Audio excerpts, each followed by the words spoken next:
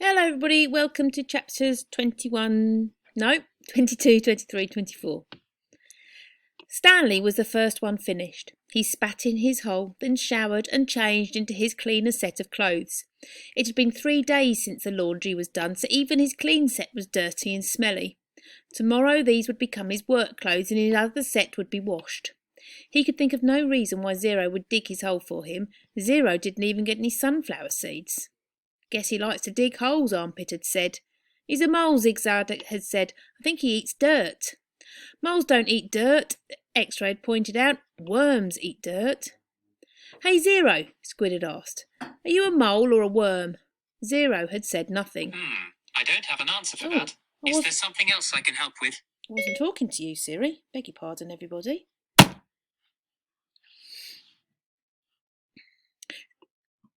Stanley never even thanked him, but now he sat on his cot and waited for Zero to return from the shower room. "Thanks," he said as Zero entered through the tent flap. Zero glanced at him and then went over to the crates where he deposited his dirty clothes and towel. "Why'd you help me?" Stanley asked. Zero turned round. "You didn't steal the sunflower seeds," he said. "So? Neither did you," said Stanley. Zero stared at him. His eyes seemed to expand, and it was almost as if Zero was looking right through him. "You didn't steal the sneakers," he said. Stanley said nothing. He watched Zero walk out of the tent. If anybody had X-ray vision, it was Zero. "Wait!" he called, then hurried out after him. Zero had stopped just outside the tent, and Stanley almost ran into him. "I'll try to teach you to read if you want," Stanley offered. "I don't know if I know how to teach, but I'm not that worn out today since you dug a lot of my hole." A big smile spread across Zero's face. They returned to the tent where they were less likely to be bothered. Stanley got his box of stationery and pen out of his crate, and they sat on the ground. "Do you know the alphabet?" Stanley asked. For a second he thought he saw a flash of defiance in Zero's eyes, but then it passed. "I think I know some of it," Zero said. "A, B, C, D." "Keep going," said Stanley. Zero's eyes looked upwards. "E, F," said Stanley. "G," said Zero. He blew some air out of the side of his mouth.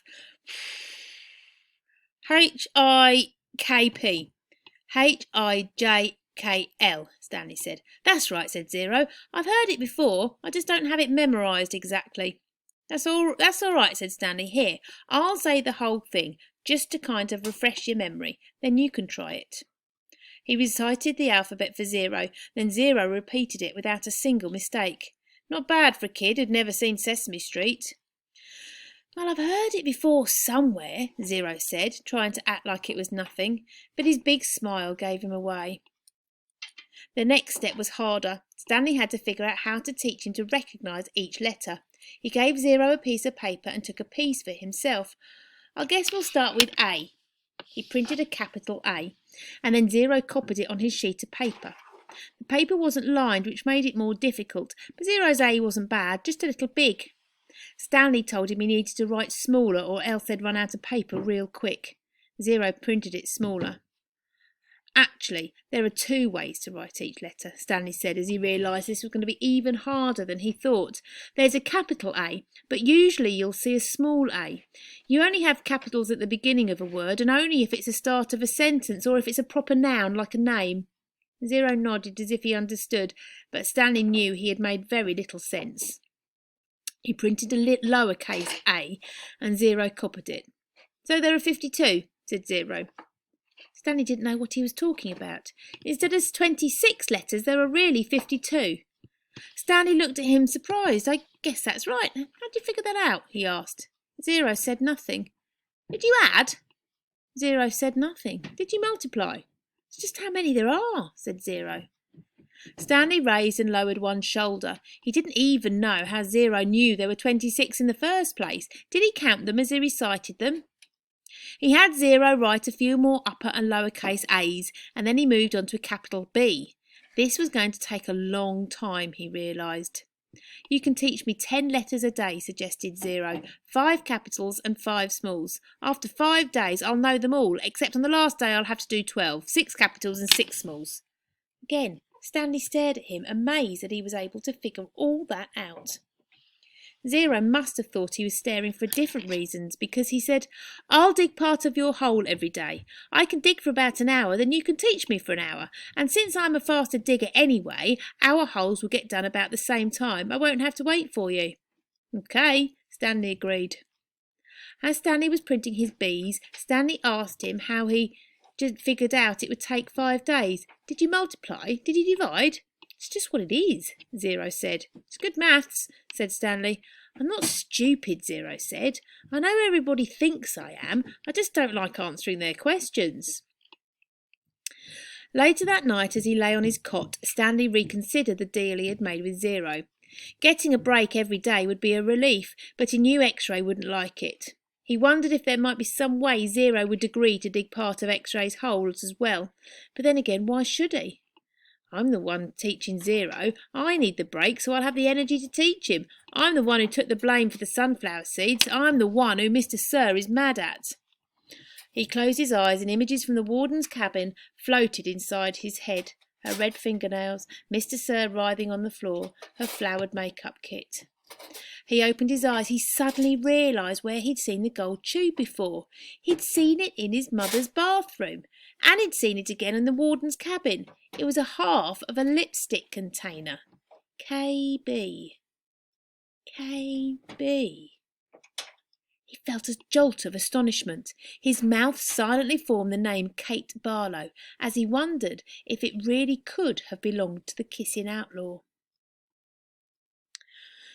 110 years ago, Green Lake was the largest lake in Texas. It was full of clear, cool water, and it sparkled like a giant emerald in the sun.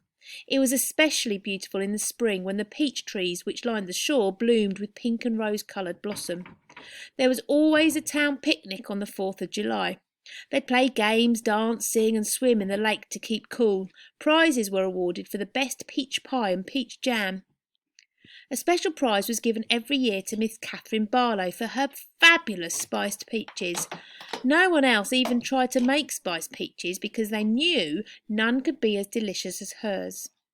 Every summer, Miss Catherine would pick bushels of peaches and preserve them in jars with cinnamon, cloves, nutmeg and other spices which she kept secret. The jarred peaches would last all winter. They probably would have lasted a lot longer than that, but they were always eaten by the end of winter. It was said that Green Lake was heaven on earth and that Miss Catherine's spiced peaches were food for the angels. Catherine Barlow was the town's only school teacher. She taught in an old one-room schoolhouse. It was old even then. The roof leaked, the windows wouldn't open, the door hung crooked on its bent hinges. She was a wonderful teacher, full of knowledge and full of life. The children loved her. She taught classes in the evenings for adults, and many of the adults loved her as well. She was very pretty.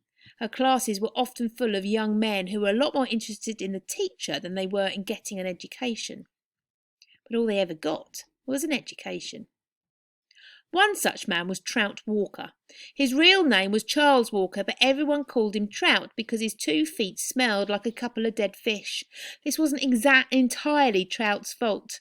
He had an incurable foot fungus. In fact, it was the same foot fungus that 110 years later would afflict the famous ball player Clyde Livingstone. But at least Clyde Livingstone showered every day. "I take a bath every Sunday morning," Trout would brag, "whether I need to or not." Most everyone in the town of Green Lake expected Miss Catherine to marry Trout Walker. He was the son of the richest man in the county. His family owned most of the peach trees and all the land on the east side of the lake. Trout often showed up at night school but never paid attention. He talked in class and was disrespectful of the students around him. He was loud and stupid. A lot of men in town were not educated. That didn't bother Miss Catherine. She knew they'd spent most of their lives working on farms and ranches and hadn't had much schooling. That was why she was there, to teach them. But Trout didn't want to learn. He seemed to be proud of his stupidity. "How'd you like to take a ride on my new boat this Saturday?" he asked her one evening after class. "No, thank you," said Miss Catherine. "We've got a brand new boat," he said. "You don't even have to row it." "Yes, I know," said Miss Catherine. Everyone in town had seen and heard the Walkers' new boat. It had made a horrible loud noise and spewed ugly black smoke over the beautiful lake. Trout had always gotten everything he ever wanted. He found it hard to believe that Miss Catherine had turned him down. He pointed his finger at her and said, "No one ever says no to Charles Walker."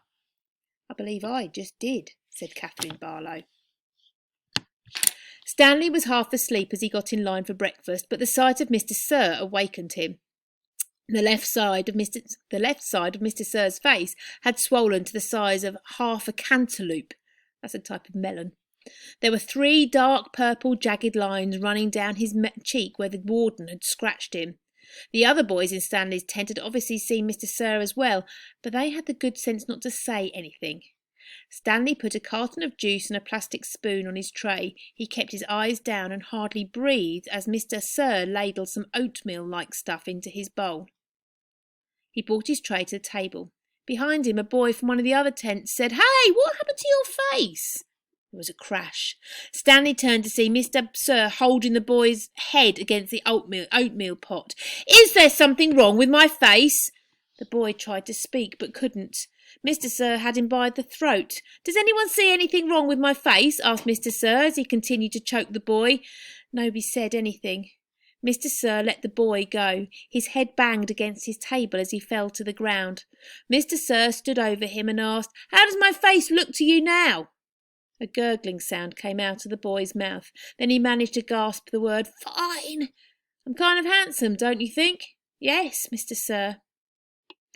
Out on the lake, the other boys asked Stanley what he knew about Mr. Sir's face, but he just shrugged and dug his hole. If he didn't talk about it, maybe it would go away. He worked hard and as fast as he could, not trying to pace himself. He just wanted to get off the lake and away from Mr. Sir as soon as possible. Besides, he knew he'd get a break. "Whenever you're ready, just let me know," Zero had said. The first time the water truck came, it was driven by Mr. Pendanski. The second time, Mr. Sir was driving. No one said anything except "Thank you, Mr. Sir," as he filled each canteen. No one even dared to look at his grotesque face.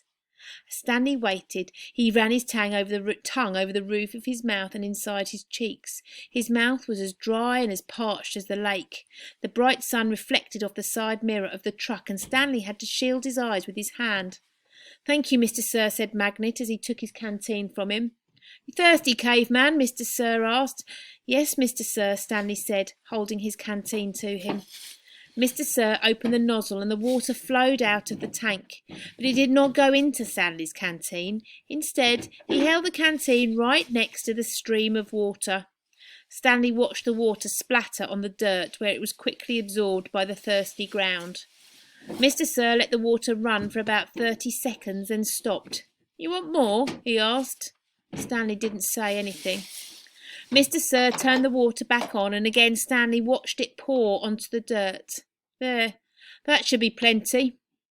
He handed Stanley his empty canteen. Stanley stared at the dark spot on the ground, which quickly shrank before his eyes. "Thank you, Mr. Sir." And that's that for now. See you next time for chapters 25 and 26.